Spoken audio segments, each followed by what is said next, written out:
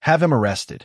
Katherine Monroe's voice cut through the unfinished 60-second floor of Monroe Crown, sharp enough to stop every conversation around her.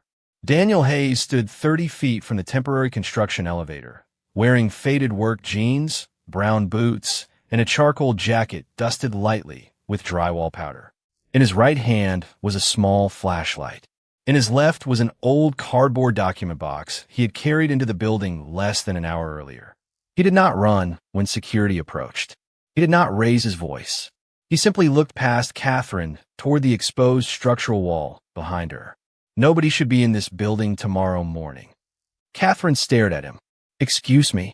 Cancel the opening. You trespassed onto a restricted floor, and now you're threatening my company. I'm warning you. 3 short sentences. Then silence. Beyond the floor-to-ceiling windows, Chicago glittered beneath a cold November sky, 62 stories below. Inside, temporary work lights cast long shadows across polished concrete, exposed columns, and a final construction barrier scheduled to disappear before tomorrow's grand opening. Monroe Crown was Katherine's largest project as CEO, a billion-dollar tower carrying her family's name. Investors, reporters, city officials, and nearly 400 guests would arrive at 9 the next morning. Daniel looked at the wall again. You need a structural engineer here tonight. Katherine folded her arms. We have structural engineers. Then asked one of them why column line G was modified. Something flickered across her expression. How do you know our column designations? Daniel did not answer. Security Chief Michael Torres stepped beside him. Sir, I need your identification. Daniel handed over his driver's license without resistance. Daniel Hayes, Michael read. Are you employed by Monroe Development? No contractor. Not for them. Katherine's patience tightened. Then tell me why you're on my 62nd floor. Daniel glanced at the cardboard box. I came to see Samuel Grant. Samuel is a board member. I know. And somehow that gave you permission to enter a closed construction area. No. Then we're done. Katherine turned toward Michael. Call the police. Daniel's face remained calm, but his eyes carried the tired restraint of a man accustomed to choosing which battles deserved his voice. Ms. Monroe, before they take me downstairs, put your hand against that wall. Katherine almost laughed. Absolutely not. Then listen. At first, there was nothing except the distant hum of ventilation. Then came a faint metallic vibration from behind the finished paneling. 3 seconds. Silence. Another vibration. Daniel counted under his breath. 11. Katherine frowned. 11 what? Seconds between load transfers. You expect me to believe you can diagnose my building by listening to a wall? No. I expect your engineers to verify it. Michael's radio crackled. Police had arrived downstairs. Daniel picked up his document box and walked toward the elevator with security beside him. Katherine watched, irritated by something she could not name. He seemed less concerned about being arrested than about leaving the building behind. The elevator doors opened. Daniel stepped inside, then turned. Tomorrow morning, hundreds of people will stand beneath this floor. Katherine's expression hardened. Is that another warning? It's the reason I crossed the door. The doors began closing. Katherine spoke before they met. What exactly do you think is behind that wall? Daniel held her gaze. Something that wasn't on the approved plans 13 years ago. The elevator closed. Katherine stood motionless. 13 years. Monroe Crown had not existed 13 years ago, but the engineering system beneath it had begun with an older Monroe project her father had ordered sealed from public discussion. Then the wall behind Katherine vibrated again. 11 seconds later, it happened once more. This time, she counted. 3 hours earlier, Daniel Hayes had entered Monroe Crown for one reason: to deliver a box he had promised his wife would someday reach Samuel Grant. The November wind followed him through the revolving doors, carrying the smell of rain and cold pavement into the vast marble lobby. Daniel paused beneath a 40-foot ceiling and looked. Around at the polished stone, brass fixtures, an enormous Monroe Development logo glowing behind reception. He seemed out of place there, and he knew it. At 43, he had stopped caring whether expensive rooms approved of him. His 11-year-old son Noah was waiting at home with Daniel's sister, and Daniel had promised to be back before dinner. "Can I help you?" the receptionist asked. Daniel placed the old cardboard box carefully on the counter. "I need to see Samuel Grant." She searched her computer. "Do you have an appointment? He should be expecting this." "Your name?" "Daniel Hayes." Her fingers moved across the keyboard, then stopped. "I'm sorry, Mr. Hayes. There's nothing scheduled. Try calling his office. Mr. Grant is in meetings." Daniel glanced at the box. Across the lid, written in faded blue ink, were 4 words he had avoided reading for years. "For Samuel, when ready." The handwriting belonged to his late wife, Rebecca. She had written those words during the final months of her illness, when Noah was still young enough to believe every goodbye was temporary. "Please," Daniel said, "tell him Rebecca Hayes sent me." The receptionist's expression softened, but procedure remained procedure. "I can leave a message. I've already left 3. Before she could answer, executive elevators opened across the lobby.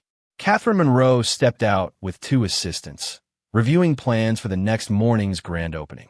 Daniel recognized her immediately from business magazines and local news. She was Arthur Monroe's daughter. That alone brought back memories he had spent 13 years burying. Katherine noticed the box first, then Daniel's worn jacket. "Is there a problem?" she asked. "Mr. Hayes wants to see Samuel Grant without an appointment," the receptionist explained. Katherine looked at Daniel. "Business matter?" "Old business. Then Samuel's office can schedule it. Tomorrow may be too late." Katherine's eyes sharpened. "What?" Daniel almost told her. Instead, he remembered Rebecca's instruction. "Samuel first. I need to speak with him privately." Katherine checked her watch. "Then you'll need to come back." Daniel nodded, lifted the box, and turned toward the exit. He had made it halfway across the lobby when a low vibration traveled through the floor beneath his boots. Nobody else reacted. Daniel stopped. 5 seconds later came another, followed by a faint metallic resonance from somewhere above. He slowly looked toward a digital building schematic mounted beside the elevators. The display showed final systems testing underway on floors 58 through 62. Daniel stepped closer. A load transfer indicator flashed. 11 seconds later, it flashed again. His face tightened. He knew that interval. 13 years earlier, he had heard the same rhythm inside another Monroe property shortly before discovering a modification that had never appeared on the approved structural drawings. "No," he whispered. A maintenance supervisor passed nearby. Daniel pointed toward the display. "Who signed off on the transfer system above 60? The man frowned. "Sir, that information isn't public. Get your structural lead. You need to speak with reception." Daniel looked toward the exit. Noah was waiting. Rebecca's box was still beneath his arm. He could leave and never make this his problem again. Then the vibration returned. 11 seconds. Exact. Daniel turned toward the elevators instead. One service car stood open while workers unloaded equipment. He stared at the floor selector, then at the box in his hands. Rebecca had sent him here to uncover the past. He just realized the past might already be hidden inside Monroe Crown. And whatever was waiting on the 62nd floor sounded exactly like the secret that had driven him out of engineering 13 years earlier. Daniel stepped into the service elevator before common sense could stop him. A construction worker rolled the last equipment cart into the hallway and pressed 62 before stepping out on another floor. Daniel remained alone as the car climbed. 28, 37, 49. With every number, the vibration became easier to feel through the soles of his boots. 11 seconds apart. Always 11. He knew that rhythm because 13 years earlier he had spent 3 sleepless nights proving what everyone above him insisted was impossible. When the doors opened on 62, cold, unfinished air met him. Temporary lights hung over exposed concrete, while sections of polished wall waited for final inspection. Daniel set Rebecca's box beside a column and listened. Hum. Silence. Then the metallic resonance again. He counted under his breath. 9, 10, 11. His eyes moved toward column line G. A finished panel covered most of the structural bay, but one access section remained open for inspection. Daniel crouched beside it and aimed his flashlight inside. At first, he saw ordinary reinforcement hardware. Then the beam caught a secondary steel transfer bracket positioned several inches away from where the approved geometry should have placed it. Daniel's expression changed. They used it again. He pulled out his phone, but stopped before taking a picture. He had no authorization, and photographs would only make his presence harder to explain. Instead, he examined the inspection markings. The current labels were new, but beneath them was an older engineering notation almost hidden under gray sealant. MH13. Daniel knew those letters. Monroe Harbor. 13 years earlier. The project that had ended his engineering career. The same modification had somehow become part of Monroe Crown's structural transfer design. Footsteps sounded from the far end of the floor. Daniel stood. A site supervisor approached quickly. "Sir, this floor is closed." "Who approved this bracket?" "What?" "Column line G." "Who signed the modification?" The supervisor looked toward the opening. "I need to see your badge. You need to call your structural engineer." "Sir, step away from the wall." Daniel remained calm. "Tomorrow morning, this building fills with people. You need an independent inspection before that happens." "Who are you?" Daniel looked at the faded MH13 marking. "Someone who has seen this before." Elevator doors opened behind them. Katherine Monroe emerged with Security Chief Michael Torres and 2 members of the opening team. Her expression hardened immediately when she recognized Daniel. "You were told to leave." "I was." "Instead, you came 62 floors up into a restricted construction area because your transfer system is repeating an 11-second load cycle." Katherine glanced at the supervisor. "Is that dangerous?" "I don't know what he's talking about." Daniel pointed toward the exposed bay. "Then ask him whether that bracket appears on the approved structural drawings." Katherine turned back to Daniel. "How would you know what appears on our drawings?" "Because that modification is older than this tower." Silence followed. Katherine stepped closer to the opening. "Explain." Daniel illuminated the faded notation. MH13. Katherine's face changed almost imperceptibly. She knew Monroe Harbor. Her father had forbidden discussion of that project for years. "Where did you learn that code?" she asked. Daniel looked directly at her. "I wrote the original warning report." Michael Torres moved closer. "Ms. Monroe, police are on their way." Daniel nodded, as if he had expected it. Katherine stared at the old marking beneath the new construction seal. Why would a 13-year-old modification be inside a new building? "That," Daniel said quietly, "is what Samuel Grant was supposed to explain." Katherine looked toward Rebecca's cardboard box resting beside the column. Daniel picked it up carefully. Something inside shifted, and a sealed engineering file slid partly through a torn corner. Katherine saw the faded Monroe development stamp and a date from 13 years earlier. Beneath, it was Daniel Hayes' name. And across the top, in red capital letters, were 3 words that made her stop breathing for a moment. Structural modification rejected. The red words on the exposed file stayed in Katherine's mind all the way down to the lobby. Structural modification rejected. Yet she still had a responsibility to separate an old document from what Daniel had done tonight. By the time the elevator doors opened, 2 Chicago police officers were waiting near the security desk.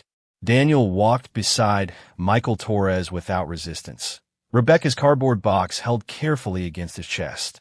"Mr. Hayes," one officer said, "the company reports that you entered a restricted construction floor without authorization." "That's correct." Katherine looked at him, surprised by the immediate admission. "You're not going to explain why." "I already did. You showed me a 13-year-old report and a modification carrying the same code. That doesn't prove the building is unsafe." Daniel nodded. "Then have someone independent inspect it." The officer asked Daniel for identification, then explained that he would need to come downtown while the complaint was reviewed. Daniel's first concern was not himself. "Can I make one call before we leave?" The officer nodded. Daniel took out his phone and dialed. Noah answered almost immediately. "Dad? Aunt Melissa said you were supposed to be home an hour ago." Daniel glanced toward the lobby clock.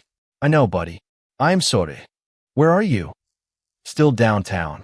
"At that building?" "Yeah." A pause followed. "Did something happen?" Daniel looked through the tall glass windows at the cold Chicago night. "There's been a misunderstanding." Noah's voice became quieter. "Are you in trouble?" Katherine lowered her eyes, but the empty lobby carried every word. I'll be okay. Did you do something wrong? Daniel took a slow breath. No. Then why are the police there? Daniel glanced toward the officers. Because doing the right thing doesn't always make you look innocent. Noah was silent for several seconds. Mom said that once. Daniel's expression softened. Your mom said a lot of smart things. She said the truth doesn't change just because nobody believes you yet. Daniel smiled faintly. Remember that one. When are you coming home? As soon as I can. Promise. Promise. He ended the call and slipped the phone into his pocket. Katherine watched him differently now, though suspicion had not disappeared. Rebecca was your wife? She asked. Yes. And she kept those Monroe Harbor records? Some of them. Why? Daniel looked down at the box. Because 13 years ago, people wanted them forgotten. Katherine's expression tightened. Including my father? Daniel did not answer. That silence disturbed her more than an accusation would have.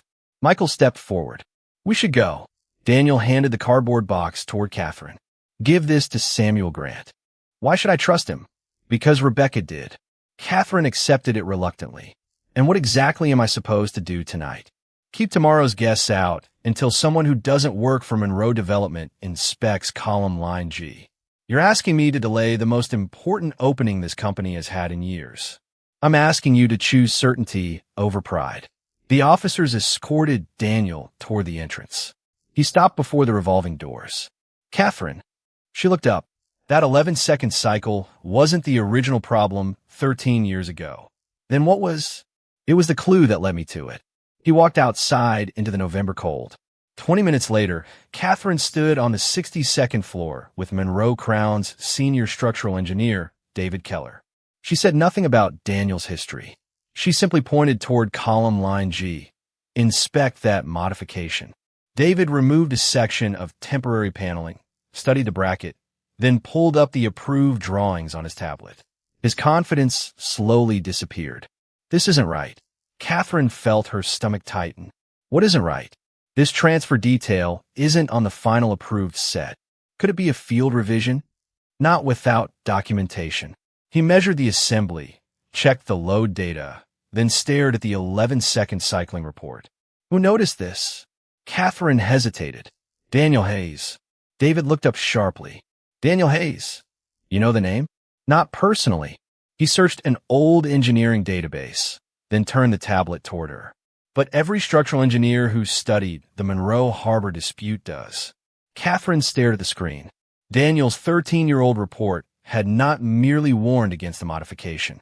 It had predicted the exact load transfer pattern occurring inside Monroe Crown tonight. David swallowed. Ms. Monroe, cancel tomorrow's opening until we complete an independent inspection. Katherine looked toward the city below. For the first time, she understood that the man she had sent away with police had not trespassed because he wanted something from Monroe Development. He had crossed that restricted door because he recognized something the company's own engineers had missed. Then David opened the archived author list attached to the original warning report. There's something else. Katherine turned. Beside Daniel Hayes' name were two words she had never expected to see. Lead engineer. By 6:30 the next morning, the grand opening banners were still hanging across Monroe Crown, but the celebration beneath them had been canceled. Katherine stood inside a temporary engineering office on the 62nd floor, while David Keller and two independent structural consultants reviewed measurements from column line G. Rain pressed against the windows, turning Chicago into a gray blur below them. Give me the simplest version, Katherine said. David looked exhausted. Hayes was right. About what exactly? The transfer assembly is cycling under a load pattern it was never supposed to carry. The building isn't facing an immediate failure, but opening it to hundreds of guests before we understand the modification would be irresponsible. Katherine looked toward the exposed wall. And nobody caught this? The installed detail was recorded as an approved field revision. Approved by whom? David hesitated. That's the problem. The digital authorization traces back to a legacy Monroe standard from 13 years ago. Katherine already knew what he was going to say. Monroe Harbor. David nodded. MH13. The same code Daniel had recognized within minutes. Katherine opened the cardboard box he had entrusted to her. Inside were engineering reports, handwritten calculations, old photographs of structural assemblies, and a sealed envelope addressed to Samuel Grant in Rebecca Hayes's handwriting. Near the bottom lay Daniel's original Monroe Harbor report. Katherine read the first page slowly. Daniel had been 29 when he wrote it. Lead structural engineer. He had identified an unauthorized transfer modification and warned that its repeating load behavior could create misleading readings during normal operation. The report recommended immediate redesign. Why isn't this in our corporate archive? Katherine asked. David shook his head. I don't know. Find out. At 7:15, Samuel Grant finally arrived. He entered the engineering office, still wearing his overcoat. Where's Daniel? Katherine looked at him. He was released early this morning while the complaint is reviewed. Samuel's face tightened. Complaint. I had him arrested for trespassing. Samuel stared at her. You did what? Katherine did not defend herself. She pushed Rebecca's box toward him. He came here looking for you. Samuel saw the handwriting on the envelope and stopped moving. Rebecca. You knew her? Very well. His hands were unsteady as he broke the seal. He read silently, his expression changing line by line. Katherine waited. What does it say? Samuel folded the letter carefully. She made Daniel promise to bring these records back when Noah was old enough to understand why his father walked away from engineering. Why did he? Samuel looked toward the exposed column. Because Monroe Harbor nearly destroyed him. 13 years earlier, Daniel had discovered the unauthorized modification days before a major occupancy event. He refused pressure to sign off until it was corrected. Arthur Monroe backed him privately, ordered the project reviewed, and prevented the building from opening until the issue was resolved. Then why was Daniel erased from the story? Katherine asked. He wasn't erased as punishment. Samuel's voice softened. Rebecca became seriously ill shortly afterward. Daniel left the industry to care for her and raise Noah. Reporters kept calling. Lawyers kept calling. Competitors offered him money to expose Monroe. Daniel wanted none of it, so he stayed silent. He protected his family first. Then, against my advice, he protected this company. Katherine frowned. Samuel opened another folder from the box. If the full Monroe Harbor story had become public during the investigation, financing would have collapsed. Thousands of jobs were tied to projects already underway. You paid him. Arthur offered him millions. And Samuel looked almost offended by the question. Daniel refused every dollar. Katherine stared at the worn papers. Why? He said correcting a mistake shouldn't become an opportunity to profit from it. Samuel pulled out a confidential agreement. Bidding Arthur Monroe's signature. Your father promised Daniel that MH13 would never be used again without independent structural review. Katherine slowly looked toward column line G, but someone reused it. Yes, and Daniel knew exactly where to look. Samuel nodded, because he was the man who found it the first time. Katherine's phone rang. David answered from across the room before she could. We found the authorization trail. His face had gone pale. The Monroe Crown modification wasn't approved by Daniel, Samuel, or your father. Katherine stepped closer. Then who authorized it? David turned his screen toward her. The approval had come from a current Monroe Development executive account, someone still sitting on Katherine's board. The authorization trail led to Gregory Vance, Monroe Development's chief operations officer and one of Katherine's most influential board members. His account had approved the MH13 transfer detail 8 months earlier as a cost-saving field revision, but Katherine resisted drawing conclusions before hearing the full story. Bring Gregory to the board meeting this afternoon, she told David, and preserve every record connected to that approval. Samuel Grant watched her carefully. You also need Daniel here. Katherine looked down at Rebecca's letter. I'm not sure he'll come back. Then give him a reason that isn't money. Katherine called Daniel herself. He answered after several rings. Hayes, it's Katherine Monroe. Silence. We canceled the opening. Good. No satisfaction. No acquiescence. Just one quiet word. Katherine continued. Independent engineers confirmed the modification requires review. We also traced its authorization. Daniel's voice changed slightly. Who? Gregory Vance. Another silence. Do you know him? I know the name. I need you to come back. You have engineers. This isn't only about engineering anymore. Daniel looked across his small kitchen toward Noah, who sat at the table finishing cereal before school. What is it about? Your report. Monroe Harbor. My father. And why you disappeared. Daniel closed his eyes briefly. Samuel told you. Some of it. Then you know enough. No, Mr. Hayes. I know enough to understand that yesterday I judged you before I understood anything. Daniel glanced at Noah. The boy looked up but said nothing. I'm not asking for an apology, Daniel said. I know. Katherine lowered her voice. I'm asking you to help me understand what my company repeated. Daniel arrived shortly before noon, carrying no cardboard box this time. He wore the same charcoal jacket and looked as though he had barely slept.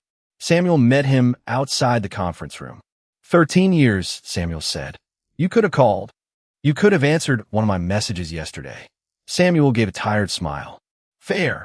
Katherine placed the original MH13 report on the table. Tell me what happened. Daniel remained standing. Your father hired me because I was willing to tell him when he was wrong. In Monroe Harbor, a subcontractor proposed a cheaper transfer assembly.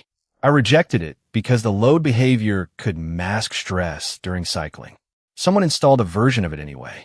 Gregory wasn't involved then. What did my father do? Arthur shut down the opening, ordered an independent review, and replaced the assembly. Katherine frowned. Then why was everything sealed? Daniel looked towards Samuel. Because the company was already financially exposed. If the investigation had been misunderstood publicly, lenders could have walked away before the correction was completed. Samuel nodded.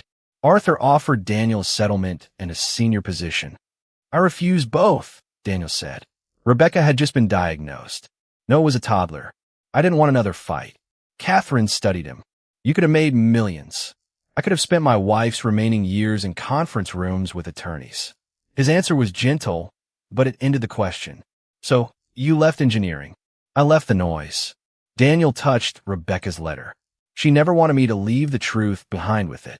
Katherine opened another sealed folder Samuel had recovered from the box.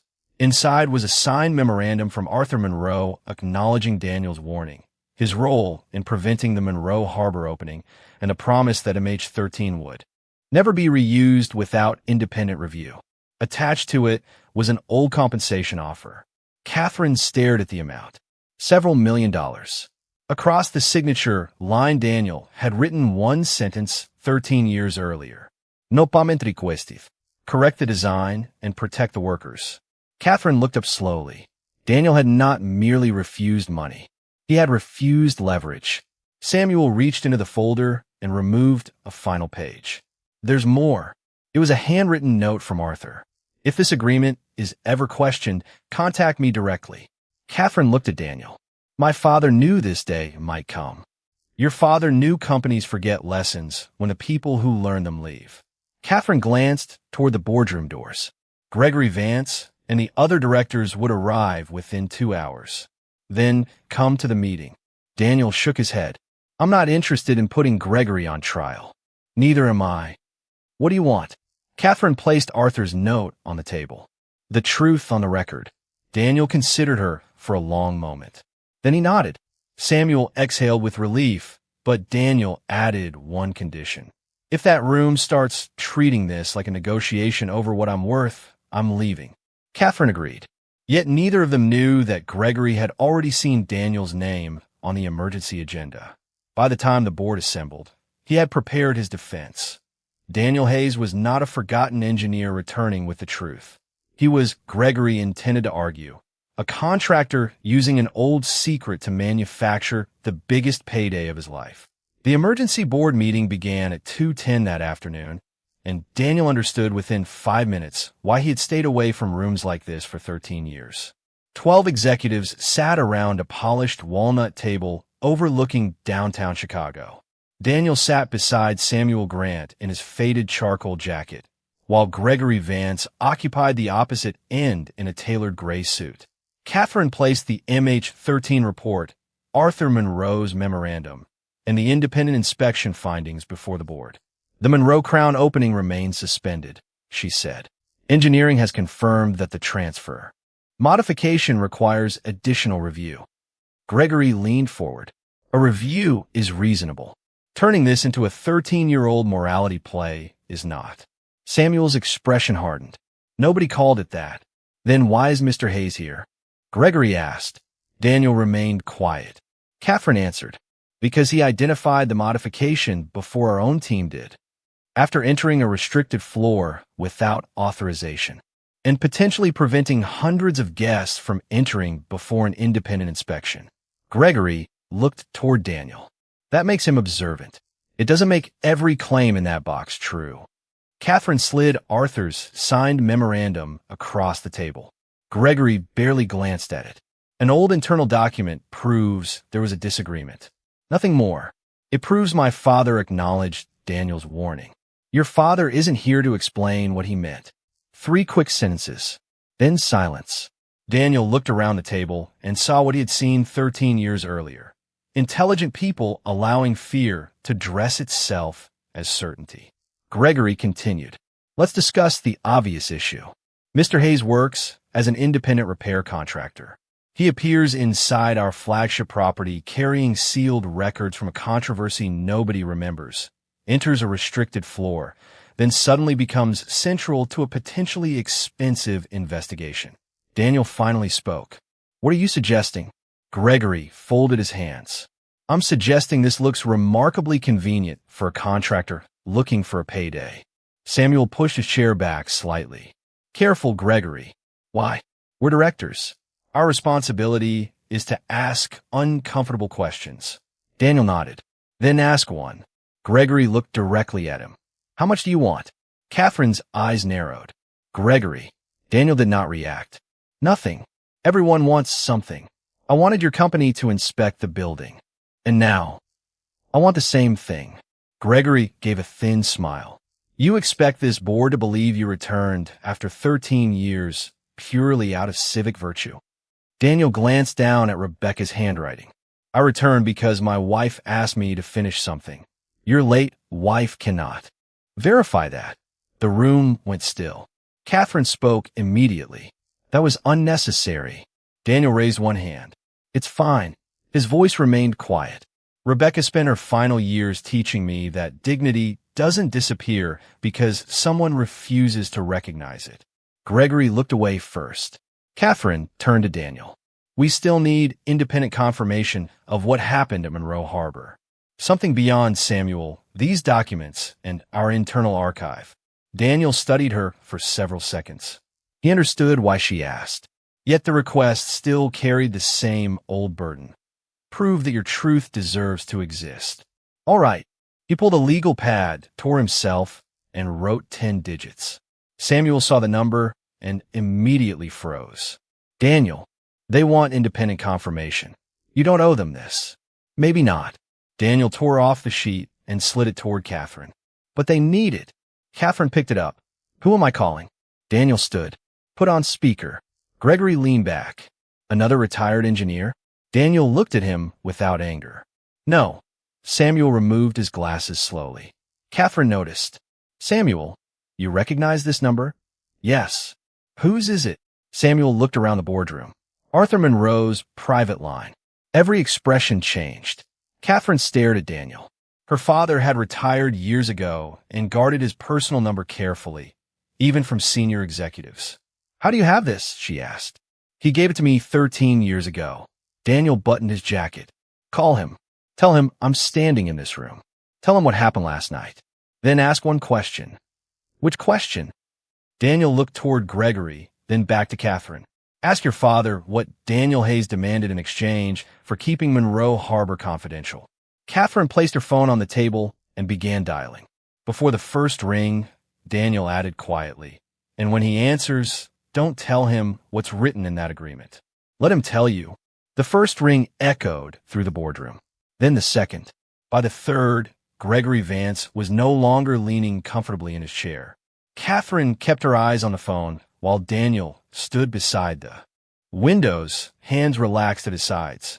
Finally, an older voice answered. Arthur Monroe. Katherine swallowed. Dad, it's Katherine.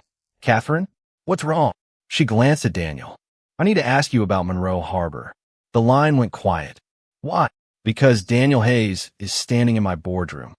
Another silence followed, longer this time. Daniel is there?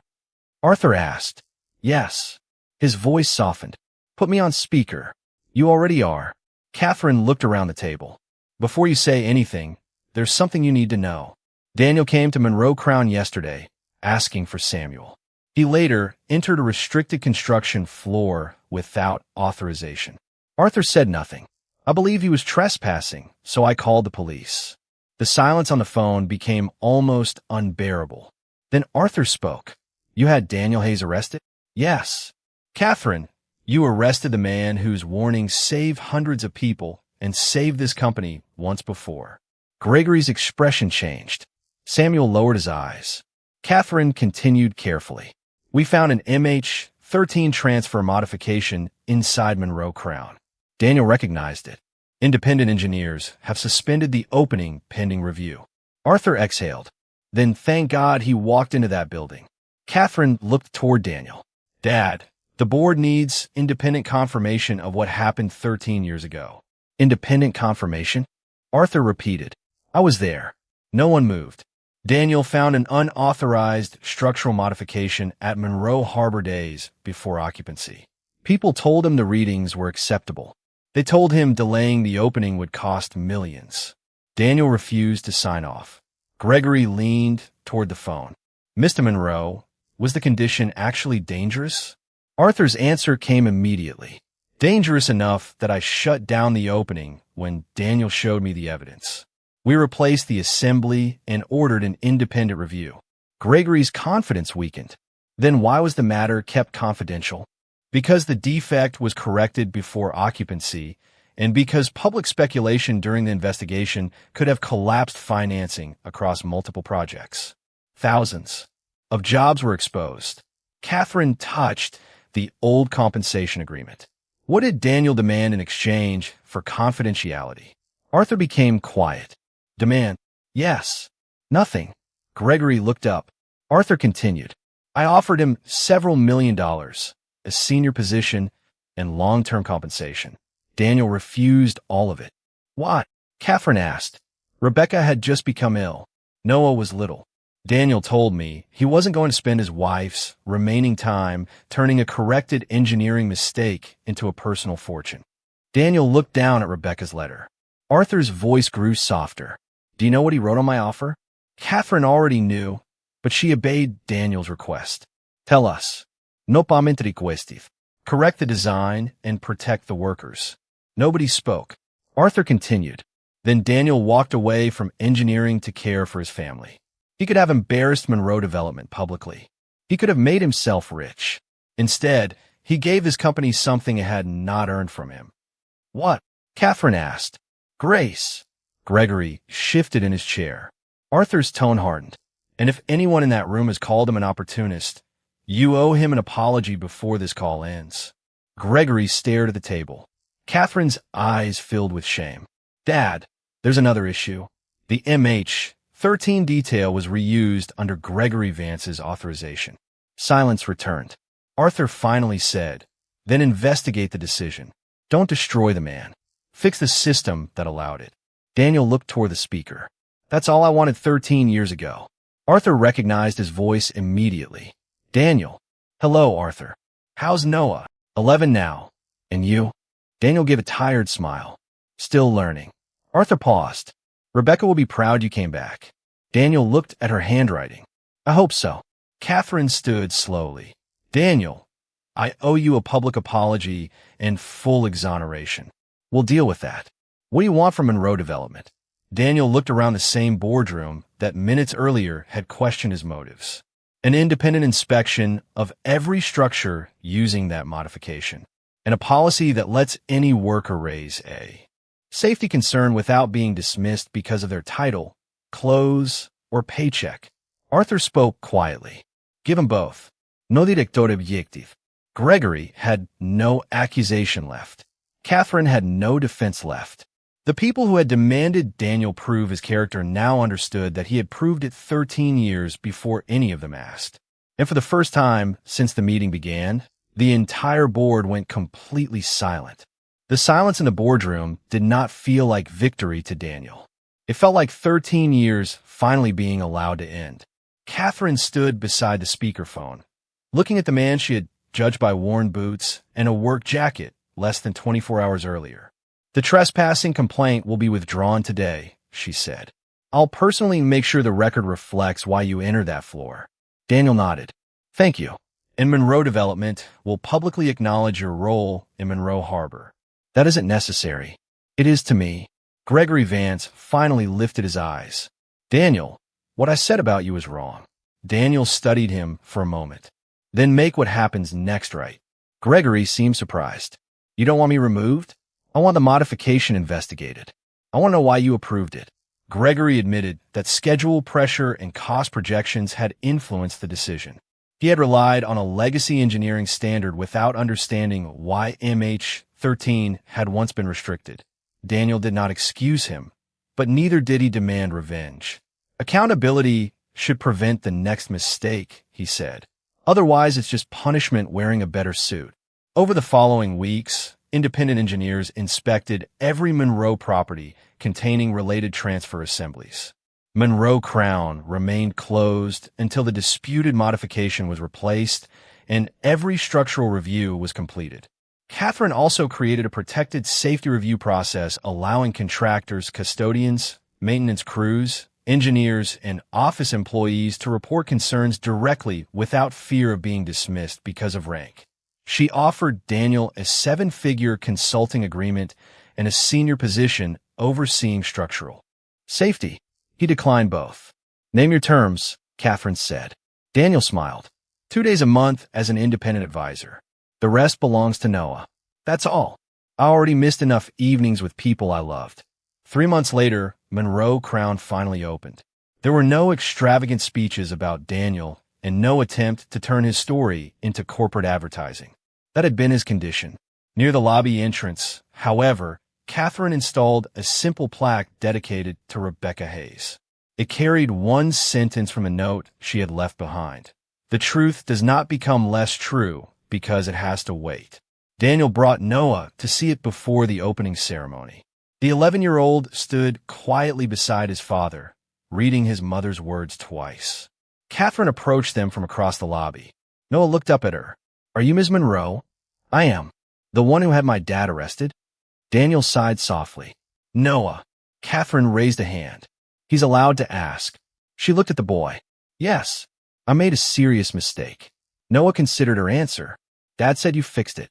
I'm still fixing it. Why didn't he get you fired?" Katherine smiled despite herself. "You'd have to ask him." Noah turned toward his father. "Why didn't you get even?" Daniel crouched slightly so they were eye to eye. "Because getting even and making things right aren't the same thing." "But they embarrassed you." "People can misunderstand you without changing who you are." Noah looked toward his mother's plaque. "Mom would say that." "She did." Katherine's eyes softened. "Your father taught this company something I should have understood before I ever met him." Noah looked at her. "What?" Katherine glanced at Daniel, standing beneath the enormous Monroe logo, wearing the same charcoal jacket he had worn the night security stopped him. "That character doesn't wait for permission to matter." Daniel said nothing. He did not need a title to answer for him anymore. He had been dismissed, doubted, and judged, yet when the truth finally gave him power, he chose grace instead of revenge. And that was the lesson Katherine carried into every board meeting afterward. Dignity does not become valuable when powerful people finally recognize it.